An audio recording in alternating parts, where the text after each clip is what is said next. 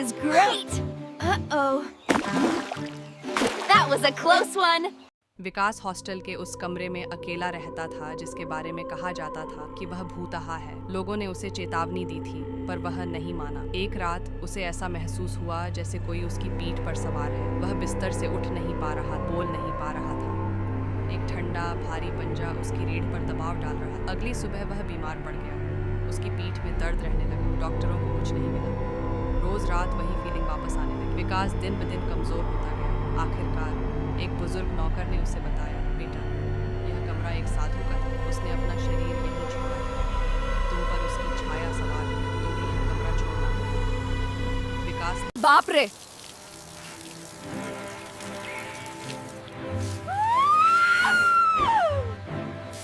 रोटी के एक टुकड़े के लिए घमासान युद्ध हुआ। बिल्ली हार गई। उसने दम तोड़ दिया। तभी कुत्ते ने उन मासूम बिल्लियों को देखा। एक पल में उसे अपनी गलती का एहसास हो गया। चिंता मत करो मेरे बच्चों, अब तुम सुरक्षित हो। मैं स्वर्ग और नर्क का संतुलन बनाए रखता हूँ। सभी रहस्यों का ज्ञान मेरे पास है। तुम्हारी आवाज कितनी मीठी है, बिल्कुल लोरी जैसा। तो क्या मैं कल फिर आ सकता हूँ? हाँ, जरूर आना। राजू के हाथ में 3 रंगीन गुब्बारे थे, एक लाल, एक पीला और एक नीला। राजू बहुत खुश था। उसने लाल गुब्बारे को ऊपर उड़ते देखा और बोला, काश मैं भी इतना ऊंचा उड़ पाता। तभी एक हवा का झोंका आया और राजू से लाल गुब्बारा छूटकर आसमान में उड़ गया। राजू उदास हो गया। फिर उसने पीला गुब्बारा देखा। वह बहुत चमकीला था। वह सोचने लगा, काश मैं भी इतना चमकीला होता। तभी एक चिड़िया आई और उसने अपनी चोंच से पीले गुब्बारे को छू दिया। पोप! गुब्बारा फट गया। राजू और उदास हो गया। अब उसके पास सिर्फ एक नीला गुब्बारा बचा था। I shall scare you. You look like fluffy hair. Wow! Like an... मोटू बिल्ली ने सोचा, मैं बहुत मोटी हो गई हूँ। उसने एक दिन दौड़ना शुरू किया। थक कर एक पेड़ के नींद बैठ गई। तभी उसने एक चूते चूहे को देखा। वो उसे पकड़ने दौड़ी। मोटू को समझ आया, खेलना कूदना ही सबसे अच्छी एक्सरसाइज है। एक कुत्ता था। उसे एक दिन रोटी का बड़ा टुकड़ा मिला। वह खुशी खुशी उसे लेकर जा रहा था। रास्ते में उसे एक नदी दिखाई दी। नदी का पानी इतना शांत था कि उसमें उसकी परछाई साफ दिख रही थी। कुत्ते ने परछाई में दूसरे कुत्ते को रोटी का टुकड़ा मुंह में लिए देखा। वह लालची हो गया। उसने सोचा, अगर मैं इस कुत्ते की रोटी भी छीन लूं तो मेरे पास 2 रोटी के टुकड़े हो जाएंगे।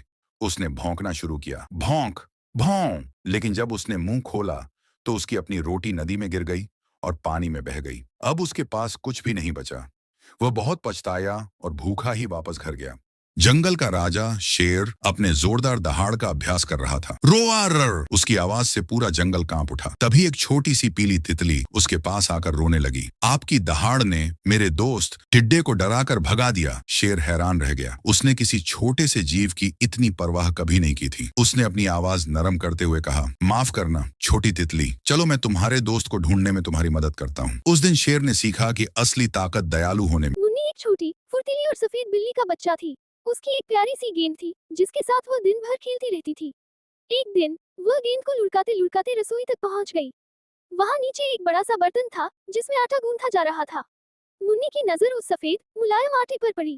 वाह, ये तो मेरी गेंद जैसा दिखता है, लेकिन इतना नरम। उसने सोचा। शरारत सूझी। उसने एक छलांग लगाई और पूरे जोर से आटे में कूद गई।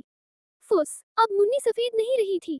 वह पूरी तरह से सफेद आटे में सनी एक छोटी सी आटे की बिल्ली बन गई थी।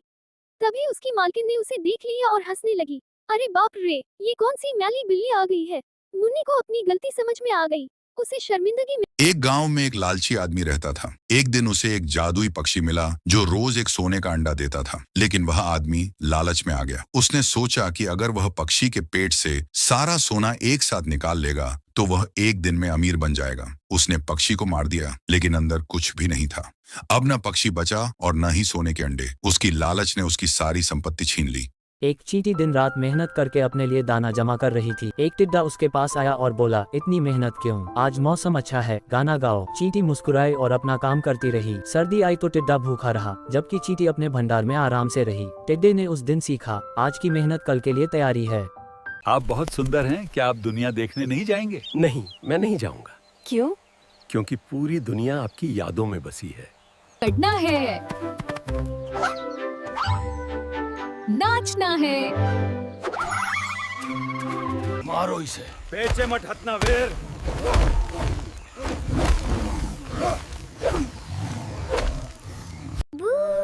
तुम्हारी आवाज कितनी मीठी है, बिल्कुल लोरी जैसा। तो क्या मैं कल फिर आ सकता हूँ? हाँ, जरूर आना। एक जंगल में एक सुंदर मोर रहता था। उसे अपने रंग बिरंगे पंखों पर बहुत घमंड था। वह हर जानवर के सामने अपने पंख फैलाकर कहता, देखो मैं कितना सुंदर हूँ, तुम सब मेरे जैसे खूबसूरत नहीं हो। एक दिन उसकी मुलाकात एक बगुले से हुई। मोर ने बगुले की सफेदी और लंबी टांगों का मजाक उड़ाते हुए कहा, अरे बगुले, तुम तो बिल्कुल सफेद कागज की तरह दिखते हो। देखो मेरे पंखों में कितने रंग हैं और तुम्हारी आवाज भी कितनी बुरी है। बगुले ने शांति से जवाब दिया, यह सच है कि तुम बहुत सुंदर हो मोर, लेकिन सुंदरता ही सब कुछ नहीं होती। मैं ऊंचे आसमान में उड़कर बादलों को छू सकता हूँ, जबकि तुम अपने भारी पंखों के साथ जमीन पर ही रह जाते हो। बगुले की ये बात सुनकर मोर को अपनी गलती का एहसास हुआ। एक कबूतर की कहानी। एक बार की बात है, एक सुंदर हरा भरा शहर था।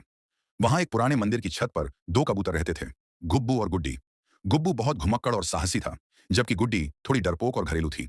एक दिन गुब्बू ने कहा, गुड्डी, आज मैं शहर के बाहर उस बड़े जंगल में जा रहा हूँ। कहते हैं वहां बहुत स्वादिष्ट अनाज और ठंडे स्वच्छ पानी के झरने हैं। गुड्डी घबरा गई, अरे नहीं, वहां तो बाज और बिल्लियां रहती हैं, खतरा है। लेकिन गुब्बू अपने फैसले पर अड़ा रहा। वह उड़ता हुआ दूर जंगल की ओर चला गया। जंगल बहुत सुंदर था, ऊंचे ऊंचे पेड़, रंग बिरंगे फूल और मीठे फल थे। गुब्बू खुशी खुशी अनाज चुग रहा था कि अचानक एक शोर सुनाई दिया। एक बड़ा सा बाज तेजी से उसकी तरफ झपट्टा मार रहा था। गुब्बू डर गया। वह जान बचाकर एक झाड़ी के नीचे छिप गया। उसका दिल जोर जोर से धड़क रहा था। उसे गुड्डी की बात याद आई और उसे अपनी गलती का एहसास हुआ। कई घंटे बीत गए, बाज वहां से चला गया, लेकिन गुब्बू रास्ता भटक गया था। अंधेरा होने लगा और वह डर गया। तभी उसने एक कमजोर सी आवाज सुनी। एक छोटी चिड़िया का बच्चा पेड़ से नीचे गिर गया था और अपने घोंसले तक नहीं पहुंच पा रहा था। गुब्बू ने सोचा, मैं खुद मुसीबत में हूं, लेकिन इस नन्हे बच्चे की मदद करनी चाहिए। उसने हिम्मत जुटाई और चिड़िया के बच्चे को अपनी पीठ पर बैठाकर धीरे धीरे उड़ान भरी और उसे सुरक्षित उसके घोंसले में पहुंचा दिया। चिड़िया के माता पिता बहुत खुश हुए और उन्होंने गुब्बू को शहर का रास्ता दिखाया। अगली सुबह गुब्बू थका हुआ लेकिन सुरक्षित अपने घोंसले में लौट आया। गुड्डी ने उसे देखकर चैन की सांस ली। गुब्बू ने गुड्डी से कहा, तुम सही थी, बेवजह का रिस्क लेना ठीक नहीं, लेकिन आज मैंने एक बात सीखी, चाहे हालात कितने भी डरावने क्यों ना हो, दूसरों की मदद करने से हमें हिम्मत और सही रास्ता मिल जाता है।